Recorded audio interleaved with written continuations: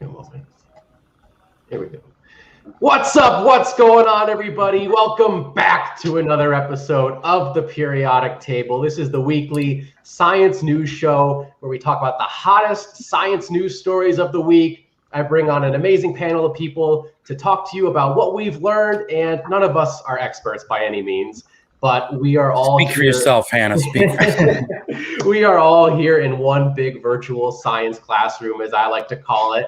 And if we can leave this show just a little bit wiser for it, then that's good enough for me. I am, of course, your host, Brandon Hanna. I am a mechanical engineer. You might know me as a host formerly over at AfterBuzz TV or the Popcorn Talk Network, or of course over at the movie trivia Schmoedown. But today I'm here to talk to you about science, and I have a great panel to do it with me. Starting off to my immediate left, your right. You might know him as a very talented musician, associate producer over at the Schmoedown Entertainment Network, and self-proclaimed math boy. It is Alex Marzona. Welcome. Hello, Brandon. Hi, Kaiser. I hope Hello. you guys are doing great today. I'm excited to talk some hot science news with the hottest people in town. Oh, Pretty hot over here, pal. speaking of hot, he is a hot producer, actor, and comedian. And you might also know him from the movie trivia Schmoedown. It is John Kaiser. Welcome to the show. AKA John Sucks at Math Kaiser. I am. Alex, do you compete under the name Math Boy? Is that your nickname in the show? Like if you were to. That really should be. I haven't considered it, but now maybe I'll take that moniker. Yeah. I just don't like the word boy in anything, but maybe Math something. You got to lose that boy shit. B-O-I. It's B-O-I though. Oh, okay. Well, that's So different. It's completely different. Totally. Hanna, different. I used my one swear card early. So all right, you choose when to use it. It's so like much an that X-Men movie. I used it early. I didn't even think about it. It was very unconscious.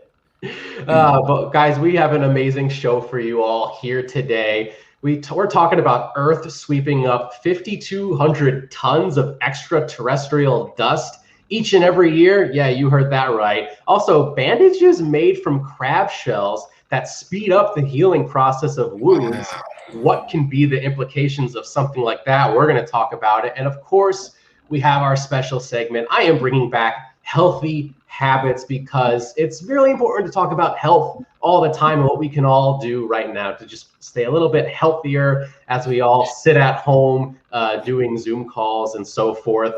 6 tips to build more movement into your day. Very excited to talk about that. But before we do, let's jump all the way back up to our top story of the week. This one comes from Science News. And guys, the links to all the articles are always in the description down below. We're talking about the Earth. It sweeps up 5,200 tons of extraterrestrial dust each year. And they apparently come from meteorites and comets and asteroids. You name it. It's crazy. I want to talk about it. So guys, as our planet orbits the sun, it swoops through clouds of extraterrestrial dust, apparently.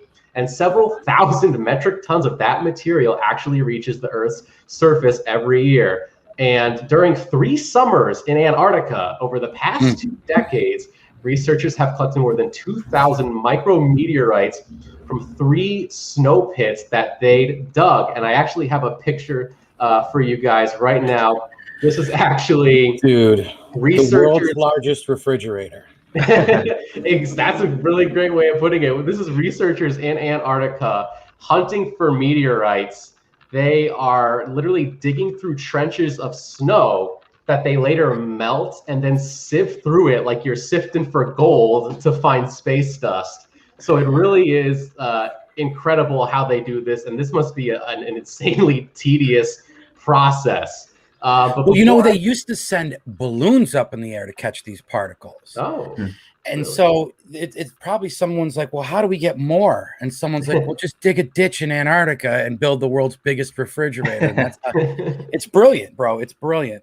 It sounds like something out of a science fiction horror film for sure. But before I get into this any further, Kaiser, let's throw it over to you first. What was your overall impressions on this article? Did you learn anything new? Anything stood out to you? And if I'm not mistaken, you might have some experience in this very specific extraterrestrial subject? I do, and it was very ironic. And I'm not. Look, here's the deal. You guys know. So when I say you guys, I mean you, Hanna. I don't know if Alex knows, but I worked on a show called Through the Wormhole with Morgan Freeman. It was on the Science Channel. It was literally the best show I've ever worked on in my life. Because it was interesting and couples weren't throwing, pots and pans at each other like the normal schlock that I work on. It was entertaining, education. I got to work with one of the greatest human beings on the planet, Morgan Freeman. But we did an episode called, I believe it was, Are Aliens Inside of Us? And you could probably Google it, and I bet you could watch it for free somewhere. And one of the things it talked about is humans walking around with these particles from space literally inside of them. Like, so I don't know if you know what transposons are, but you want to Google that. Transposons are like alien entities that are literally living in our body. Okay, so like they've impacted our genome, our code. So like these transposons, they theorize, are literally how the foundation of antibodies in our immune system. And they attach to the genome, and they cut and paste themselves throughout. And so, like, as we all know, like DNA is passed on generation after generation after generation of our ancestors. Those ancestors have been living with these same transposons in their bodies. Some of these transposons do nothing to your body. Some can cause disease. But they theorize that that's where like the human, immune system is born out of, literally like space particles, so to speak. So that's interesting. And I mean, there's a further discussion, but about how they got here, but we could talk about that later. But so, yeah, look up transposons, because I wonder if what they're finding in this, giant meat locker are these sort of part, like what kind. I'm curious to what they're finding in there. Like, what are the particles? Because some of these particles that come into our atmosphere are alien to Earth, right? So, like, if you start looking at particles in the stratosphere, for instance, anything that's coming into the stratosphere must be raining down onto Earth, because I think just by the general laws of physics, let's say there's an impact on Earth, it can only send particles flying so high, is what I'm trying to get at. So if you're going to say, well, there's particles in the air because of what could possibly be shot off of the Earth's surface, that could only go so high. Stratosphere, on the other hand, which is like higher than where they fly planes, I think traps some of those particles. They would send balloons up to catch these particles. Some of them had titanium shells. Like, there's no particle on Earth that comes from Earth with a titanium shell. So they theorize that these are coming from possibly comets. So it's just a huge, interesting discussion about all of these particles. And now that you're finding out that they're trapping them in the meat locker, I want to know what they're finding. What are they? Like, once they diagnose these particles, I want to know what they're finding. And I think that's still to be determined, right? Because I don't know if there was any further follow-up on it, like what they're finding. Was there? Yeah, I don't think so. But like you said, it is really incredible how they are like finding these particles and doing the research and doing all this legwork. And it says here in this article that Antarctica is a perfect repository for micrometeorites because there's no liquid water to dissolve or otherwise destroy these particles. Can't taint it, right? When they land in the ocean, they just kind of dissolve and disperse, and they lose their identity completely. It's impossible to recover them. But when they're frozen in the snow, we still have something to actually to look at and research and learn more about, and it comes from space, which is pretty crazy. But Alex, I want to throw it over to you next. What was your overall thoughts on this article? Was this something that was surprising to you? Did anything really stand out to you as something that really piqued your interest? I mean, I don't think it's very surprising that there's a lot of dust coming from space just because of, the Earth moving, all the time. But what did impress me was just the scale of it, like 5,200 tons. Wow, yeah, that's true. I didn't think about that. Yeah, and so like it's a car weighs about 1.5 to 2 tons. So just imagining, what is it, 2,600 cars, maybe like the Rose Bowl parking lot on a good concert day. Like, that's how many tons of particles there are each year, I believe. Yes. So just that, and like each particle is a micrometer, which is a millionth of a meter.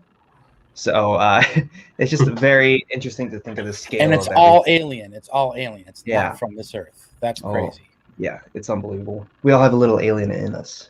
We do. We're all star stuff, said Carl Sagan. So, I fundamentally believe we have alien in us, and that's an like once you stop using the term as the guy with the big forehead who eats a lot of Halloween candy in Spielberg's flick, and look at what the word alien really means. I think it even helps you understand what could possibly be going on with this UFO phenomenon. I ain't trying to open up that box of worms, that Pandora's box, Hannah. I know I said the UFO word, but I'll get off that train. Yeah, no, you're absolutely right, though. And Alex, you're talking about the scale of this all. And it says here also in the article that the areas in which they found these micrometeorites in Antarctica specifically only span a few square meters. Only a few square meters is what they're able to uncover. But they can just assume that all this extraterrestrial dust, how much of it spans over the entire Earth's surface, right, that completely gets lost. But Antarctica seems to be this perfect place to preserve this extraterrestrial dust and these meteorites, where otherwise, like if it landed in Los Angeles, it would be completely lost amongst the smog, and it's gone forever. You don't even know that it landed here. So, but it's like we're talking about potentially multiple different sources of these particles. So it's like, I imagine they're going to see something like, we know that's from a comet. We know that's from a meteorite. We don't know what the fuck this is. Like we can't even begin to tell you, like, it looks like something we know, but it has X, right? So like, that's what I'm really interested in, is when they can start to dissect these things and literally put it on a chart. Like we found A, B, C, D all the way down. That's what the follow-up to this, I think, is going to be interesting. The human ingenuity to pull off this, device, so to speak, to trap these things is really cool and remarkable. But I want to know what they find. I want to know what they're going to trap, I wonder if they trap enough of it. Could they go all Lex Luthor and like create land from it? I don't know. Otisburg? You want to create Otisburg? Yeah. Was that a Superman Returns reference? Oof. I went with the OG Superman. Yeah. It was a blend. Yeah, well, young and old. There it is. Not that old though. But no, you're right. They know exactly where these meteorites come from. It says here that 80% of the micrometeorites originate from comets that spend much of their orbits closer to the sun than Jupiter, according to their estimations. But much of the rest probably derive from collisions of objects in the asteroid belt, and altogether these tiny particles deliver somewhere between 20 and 100 metric tons of carbon to Earth each and every year. And that they say that it could have been an important source of carbon-rich compounds, such as amino acids, very early on in Earth's history. So this doesn't just tell us about the Earth and the solar system right now, but this kind of also unravels potential theories of the Earth's past and how things came to be. Dare I say, you're talking life. You're talking a key ingredient to the primordial soup, is what you're saying. Potentially. I think you're right. I agree with that. It might be a rabbit hole to dive down, but I think it's a fun one. It's an interesting one. It poses a lot of questions, right? So it's very fascinating to me just how much extraterrestrial objects coming towards Earth played a part in early life. So Hannah, it's saying nearly 100% is either from meteorites or the asteroid belt? Yes. 80% they believe originate from comets, and the rest from collisions. So does that leave a 20% we don't know what the rest is factor? Is the unknown? It's the X-Files guy in me wants to know what the other piece, Yeah, I think it's it said 80% from comets specifically, and I believe the other 20% comes from collisions of objects in the asteroid belt. Well, that brings up a bigger conversation, because then if you do indeed go into the stratosphere issue of this all, and you can look into this, you'll start to find things they don't know that are truly alien in origin. Yeah, these other particles. So yes, lots of particles in the atmosphere. Some on the ground. Yeah, the article even actually comes with another photograph, which I will share boom, there you go. with you guys right now. These are 5 micrometeorites that were found during excavations in Antarctica, and they say it's just a smidge of the roughly 5,200 metric tons of space dust that fall to the Earth every single year. So these are some really nice close-up shots of these micrometeorites, and that is just crazy. I mean, it's almost like you're looking at little tiny asteroids that have landed on Earth, which is just absolutely incredible. That one in the upper top left almost looks like the dwarf planet Ceres to me. So that's really cool.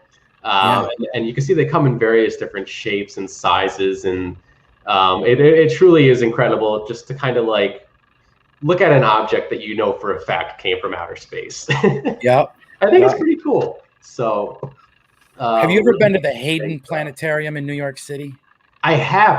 I went, I think, at least once in my adult life. I might have gone when I was a kid, but I don't really remember. When you walk into the lobby and you see that giant, huge piece of meteorite that's like taller than a human being, you're like, okay, that came from space. You know what I mean? Like that is alien to this planet. I mean, that's wild to stand next to something that, but like, yeah, I mean, what we're talking about is a small piece of a whole, but like, yeah, it is remarkable just to the human interaction of it all is pretty wild. Yeah, it is truly incredible. But we'll just have to wait and see what more discoveries come from these micrometeorites and all this extraterrestrial space dust. There sure is enough of it on planet Earth to study. I guess they just have to dig deep enough in Antarctica, and we'll see if there's more developments on this story in the future. I'd love to bring it back up as a topic of discussion. One last thing, Hannah. Now think about this: 4.5 billion years ago, our solar systems were a lot closer than they are now, right? Mm-hmm. So if you think about solar systems being closer, spinning around each other faster, that's kicking up a lot of like solar space dust particles, which I think could you imagine, going back 4.5 million years and what particles were, hitting what is now our Earth or whatever. And like, to me, it lends a little credibility to what you were saying about the potential of these particles being, the building blocks of life. And so to me, that's just an interesting conversation, my man. Yeah, it is. Like that's I think the big question, right? Like, what does this have to do with the building blocks of life, if anything at all? Right. That's certainly the big question that we are not going to have an answer on, unfortunately. I don't think any. I thought Alex had the answers, isn't that why you brought him? Yeah, Alex, what are the answers? What is the answer to life and the meaning of the universe? I'll get back to you in a few years once I figure that out, but I promise that this will be the first show that I reveal it on. Awesome. We will have the breaking exclusive scoop here on this channel. And I think send him a contract, Hanna. Get him under contract right now. I think this is a beautiful transition before we move on to our next topic. You're gonna hear the exclusive of the meaning of life in the universe and all of existence right here on this channel. So make sure you hit that subscribe button, hit that little notification bell so you don't miss a thing, because you don't want to fall behind on the meaning of life and the universe and all of existence. So hit that subscribe button, like this video. If you're in the live chat, if you're watching with us now, let us know that you're here. Let us know your thoughts on these great science news topics of today. And if you're watching on the replay, leave a comment down below. We'd love to have you join in on the conversation.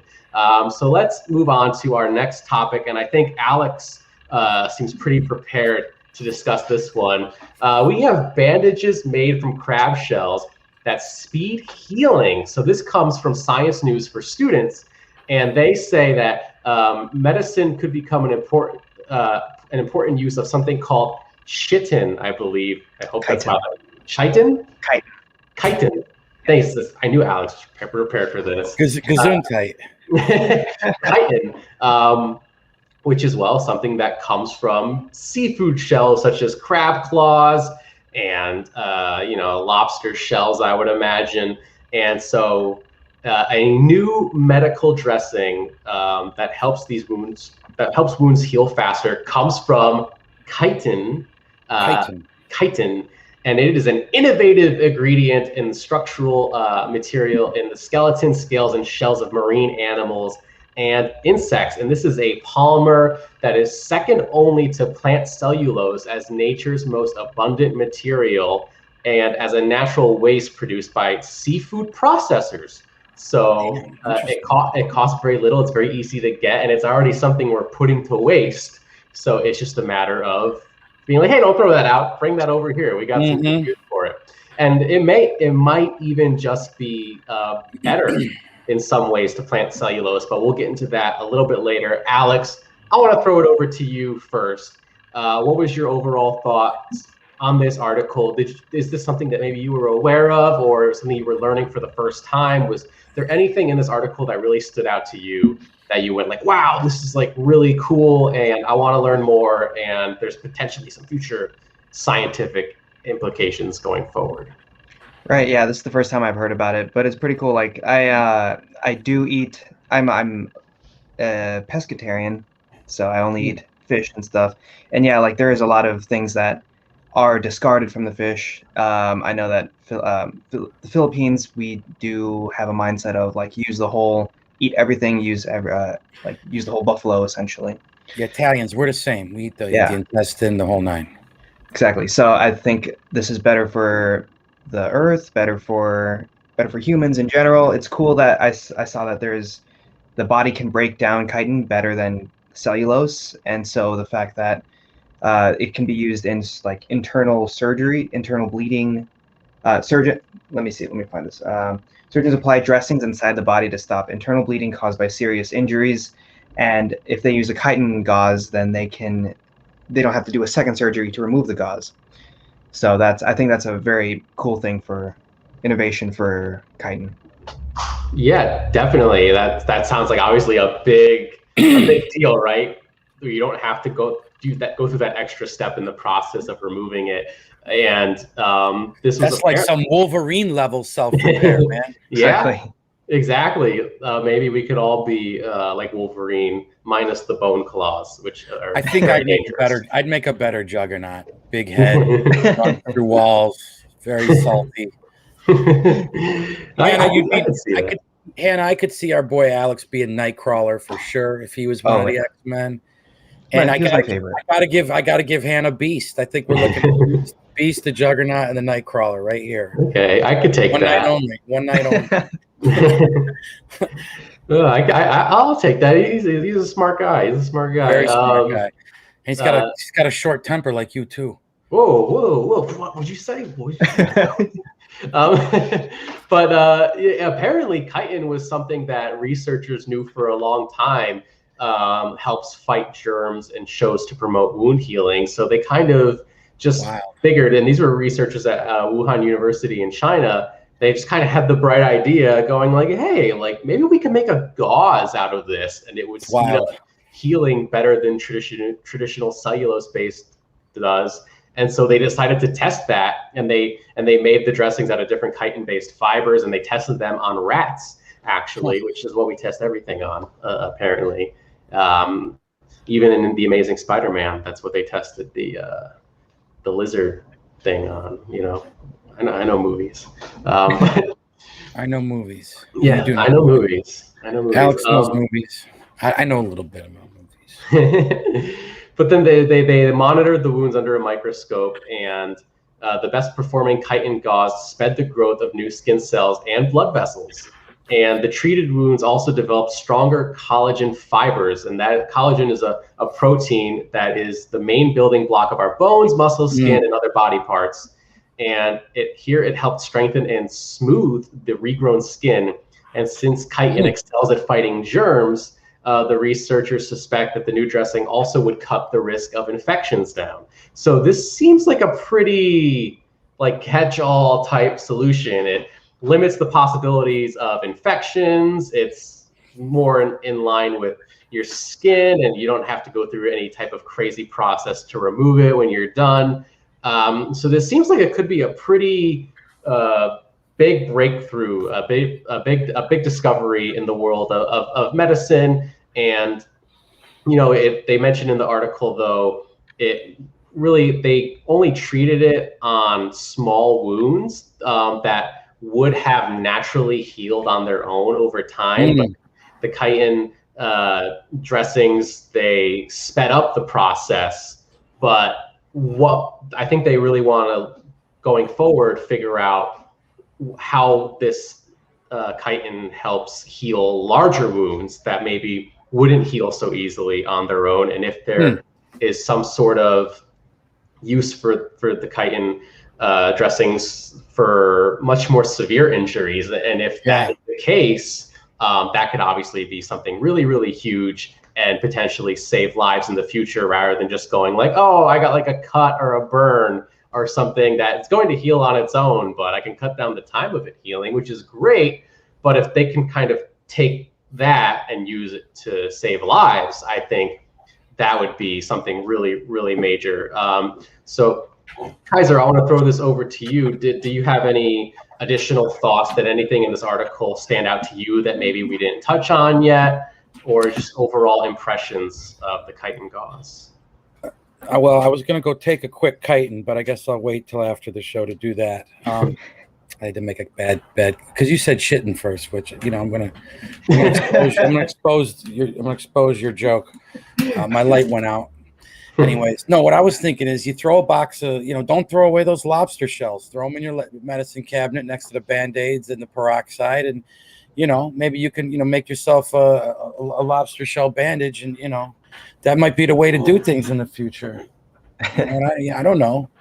I find it fascinating that seafood is could be used to save lives. That's pretty wild. I mean, especially in coastal communities, I imagine something like this, with low-income coastal communities that don't have, excellent medical services. If there's a way to kind of, monopolize this technology and help save lives, that's pretty wild, I got to say. But my favorite desert island seafood, salmon belly, all day long.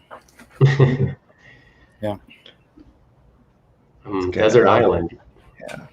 Yeah, my favorite desert island. If I could have only one desert island seafood, I'm going salmon belly. I think honestly, I would be lucky enough to just catch any kind of fish and fry it and cook it over. You look like a cod guy. You look like a cod guy. I do like cod, but I think cod is high in something called sulfites, which I realized from the allergist I now have a sensitivity to. That's a whole other show talking about. I mean, if I had to eat it for survival, I suppose it'd be okay. I might be a little itchy though. I might have some stomach pains, but okay. I think I'll be okay. Fingers crossed. Hope I'm not in that position. Alex, you're a pescatarian. What's your desert island seafood? I go with tuna. I'm a tuna man. Yeah, like give me some.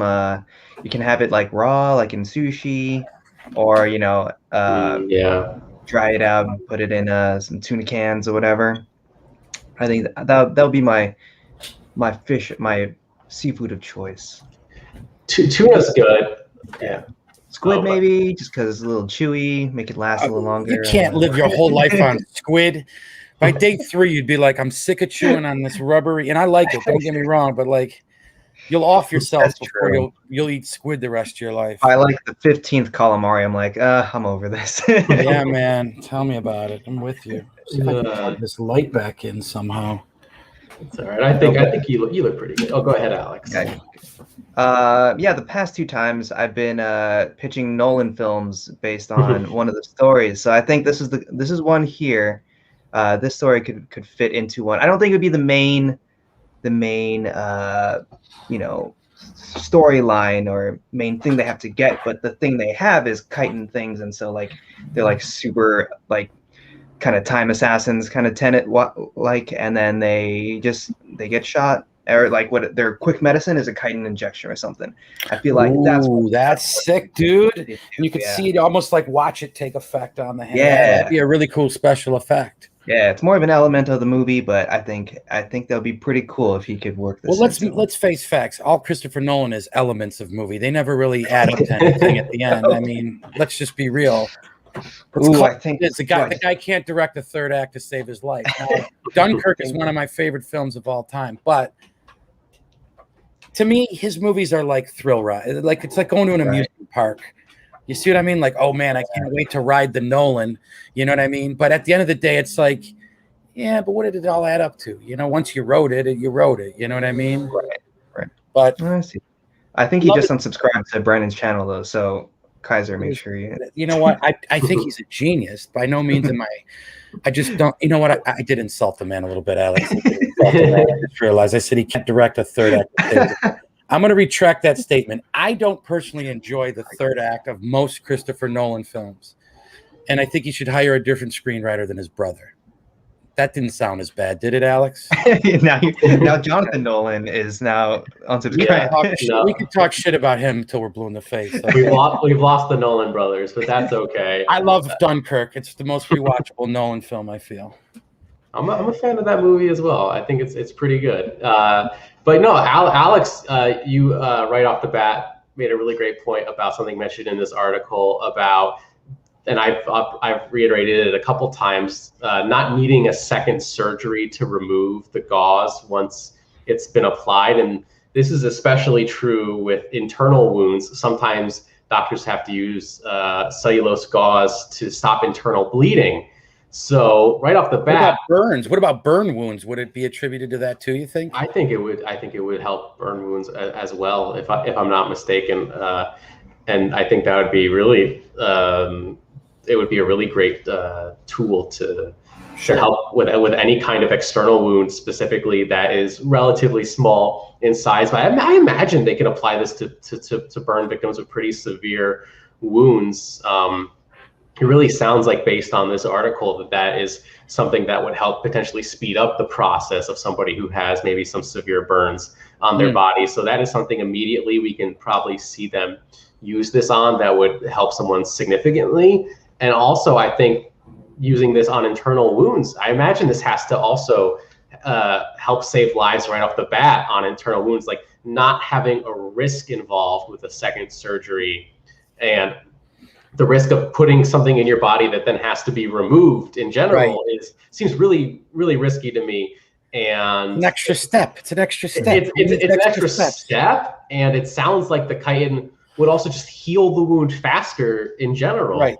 And also help prevent infections, like it said in the article. So it seems like, even though they say that there's still a lot more research to do to see what other types of wounds that it can be applied to, immediately to me, it seems like this is something that can be used right away. And there's might hopefully not be too much extra steps involved to have this be something that can ultimately be mass produced and used in hospitals and doctors' offices across the world. Hopefully in the not too distant future. This seems like something that's really promising to me. So yeah, I think this is a really great story, a really like interesting story. It kind of like it has a little bit of everything that we love to see on this show, testing on lab rats, for one. But and also it's something that could potentially help save lives, which is really great. And I just like talking about optimistic science news stories. I think it's we need more optimism and more science in our world today. Yes, everybody needs a friend like Alex Marzona. Have you ever seen that guy not smile? I mean, come on. Nope, no, I've never seen it. Wait a minute. Look, he can't even when he's trying not to smile. Literally the nicest guy in the world. Next to a guy's pretending to be the nicest guy in the world. Whoa, hey. Listen, if I gotta I gotta go play that card at least twice a show. So yeah, I do get angry really fast though. So, see, look at that. But no, this is a really great story. Before we move on to our special segment, Alex, Kaiser, is there anything else you want to add before we move on? No, man, listen, maybe I'll become a pescatarian. I might have to go down this Marzona train. He might know what he's talking about. Anybody who's got a smile like that, I mean, it must be attributed to diet. I'm just saying. Plus, the man can sing, Alex. Do you attribute your musical prowess to your seafood intake? For the past 3.5 years now, yes. Interesting. Okay, well, there you go, folks. Pick up a guitar, eat some soft shell crab, and maybe you could be a rock star someday. Like Alex Marzona. I believe it. But before we move on, there's a few names in the chat here. Of course, we have Sabrina Ramirez, BCD, and William Belford. Thank you all for joining us. As always, super great to have you here. We have William Belford saying #MyScienceTeam. I like that. Are we the science team? It sounds like we're the science team, or at least his roll with that. I can roll with that. I can roll with that too. So let's move on to our special segment for this week, Healthy Habits. We have 6 tips to build more movement into your day. This is also coming from Science News for students. And the trick is to not wait for a good time to do it. And I feel like this is something that Alex would probably be particularly good at. He's already, I think, mastered getting as much movement into his day as possible. Alex, you're pretty fit guy. You're very health conscious. You talked about your seafood intake and your familiarity with chitin. So you seem like the guy to talk to about this. So let me run through all 6 just really quick, and then we can try to get into it a little bit deeper. So number 1, budget in some mobile breaks. Number 2, give yourself prompts. Number 3, work with what you have. 4, use the buddy system. So I think we've got buddies in spades on this show, guys. So this one should be really easy. Number 5, stand or walk in place. And number 6, push for better policies, which I think is an interesting one. So before getting into all that, I'm going to throw it over to you first, Alex. Do you find yourself, when you look at these steps, do you find yourself already implementing a lot of these steps in your day-to-day routine? Are there any in here that made you go, oh, I don't really do this. I never really thought about this. Maybe this is something I want to implement into my life to kind of just make sure I'm more active, I'm moving around more during the day, especially with all of us being at home a lot. It's very easy to kind of just sit down and just la-di-da-di-da, like for hours a day. Right. So Alex, I want to throw it over to you. What do you think? I feel like I wrote this article. I already feel like I already do all most of these things. Brandon, when we lived together, you saw me at my standing desk, like pretty much in my room as well. I had that set up, and in the living room. I made sure that I was not sitting all the time, especially being on SEN Live in the mornings now. Like I'm sat for 120 minutes straight. And so I also try to get in morning workouts as well, at least 30 minutes just to, make sure I'm staying active. But yeah, whenever I'm watching a movie, every time I have to use the restroom, I'll do 10 push-ups, do 50 jumping jacks, something simple like that, just to make sure that, I'm not just sitting around all the time. So these are very good tips, and I really like the push for better policies one as well. I feel like a lot of places I've worked at don't have enough standing desks, and I feel like everybody should, because it also helps the blood circulation as well. So I think that's a very good tip to put in there. I'm a huge standing desk guy. Let me tell you something. I can go to the sit, I can go to the stand. I got the option. But you're right, Alex. When I was, working as a story producer in a production office, every desk should be mandated with standing sit. That should be on the company. And I don't care if they got to take a little out of the paychecks, whatever they got to do, because all of us were having to bring in our own standing desks. And not that I give a shit, because you know what, that's money well spent. You know what I mean?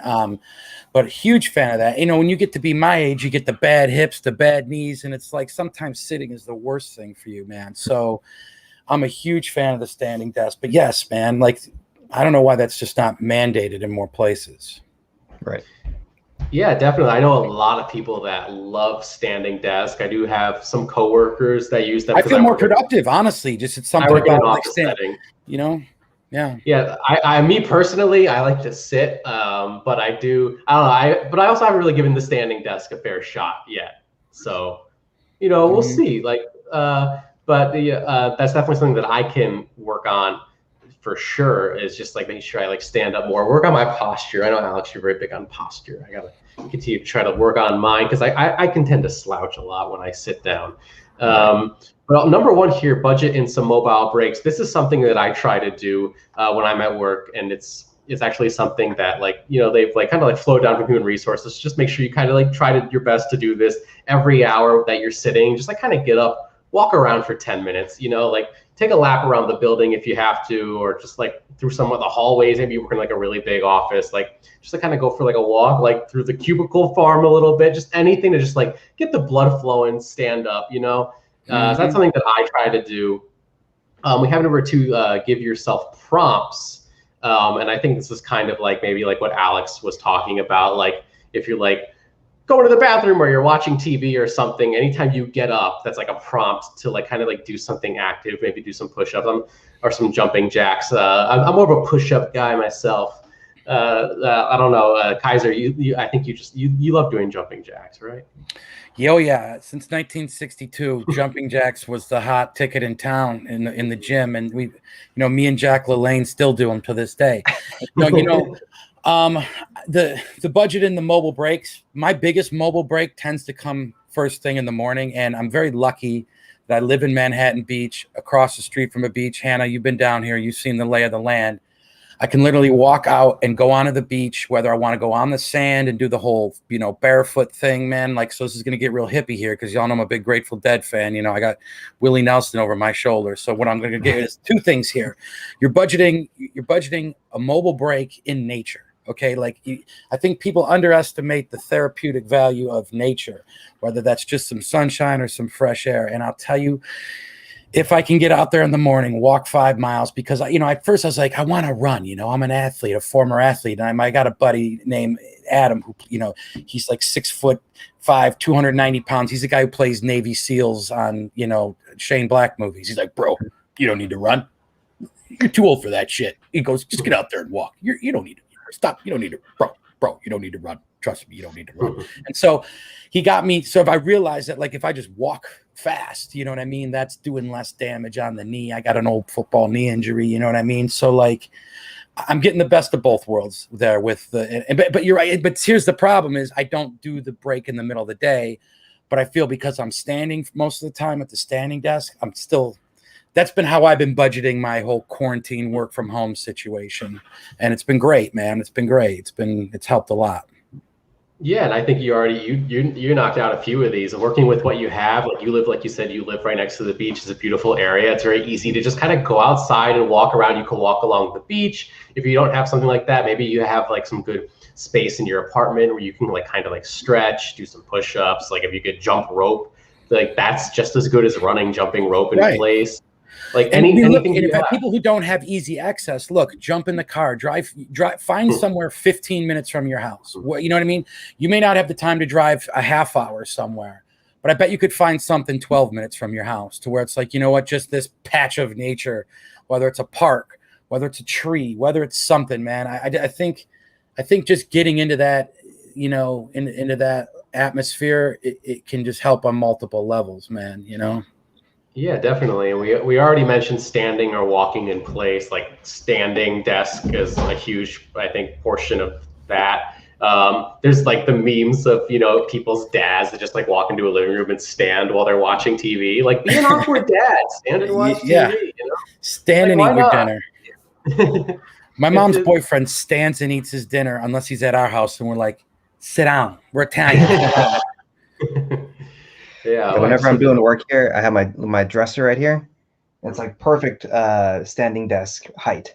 Only thing is that I'm 2 feet away from the TV, so I have to back up while looking at it. So I don't hurt my eyes. So. But that's I get that in there. Yeah. Definitely, guys, and pushing for better policies, whether it's at school or in the workplace. If you're finding that your work environment or school environment isn't providing you enough opportunity to be more active, be a little healthier, even if it's even if it's just standing while you work, push for those types of policies. I think it is really an important thing to kind of just make a healthier world in general. So yeah, I think this is really great stuff.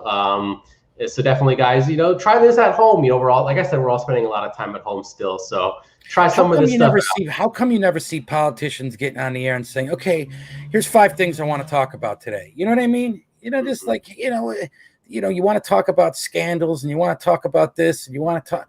Why, I don't understand why enough, prominent figures, you will, aren't coming on and having, even come on the air for 10 minutes a week, 10-minute inspiration. These are the things that people need to hear, especially now when we're all locked in cages, essentially in our houses, right? We're all working from a freaking box. People are, I don't want to get too far down the rabbit hole, but you know what I'm just saying, these are the kinds of things that help people, emotionally. These are the kinds of things that help people's health and livelihood. So I don't know, man. It seems like these are the kinds of things that people should be talking about, spread the word. That's all I'm saying. Maybe I should run for office. Alex, you want to be my VP? Sure, do it. All right. All righty, there you guys. A vote for Kaiser and Alex is a vote for standing desk across America. That's our platform. And Nate, bro, give peace a chance, man. There you go. I love it. And it's a perfect way to, I think, wrap things up. This concludes our topics for today on this week's episode of the Periodic Table. And it was a super fun, amazing show. Super grateful to have Alex and Kaiser here to talk science with us here today. Alex, if the good people want to find you online for tips about staying more active during the day, or maybe if they want to hear some of your music, where can they find you online? Twitter right there, Alex Marzona. Instagram, just at Marzona. And then if you go to Spotify, it has the Enya in there. So make sure you go to Marzonia. Check that out. I got at least 10 songs there that you'll love. And I have like 11 songs. So at least 10 songs that you love. One you'll probably just like. Yeah, exactly. Yeah. But don't forget the Enya, guys. It's very important. Marzona. Very important. Definitely, yeah, guys, go support Alex. Go support his music. He does a lot of amazing stuff. And I'm a fan. Aside from being a friend, I'm just a fan. Honestly, I'm a fan of him. Seriously, the guy's a rock star. He really is. Thank you. And Kaiser, thank you so much for joining us here today once again. I love your little like tidbits of like, you know, helping produce various shows and your experiences, like Morgan Freeman through the wormhole and everything. It's really great insight to a little bit more information that we wouldn't normally get. So I love what you bring to the Periodic Table, as I like to say. I always appreciate the invite, pal. You know that.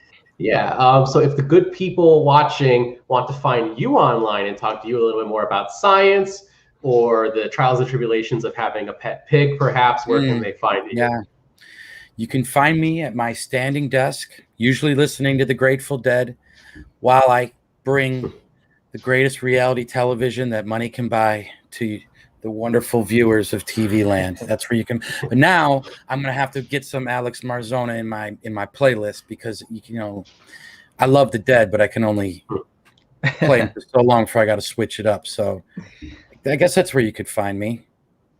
Awesome, great guys. I don't have anything to promote. I promote science, man. That's why I'm here.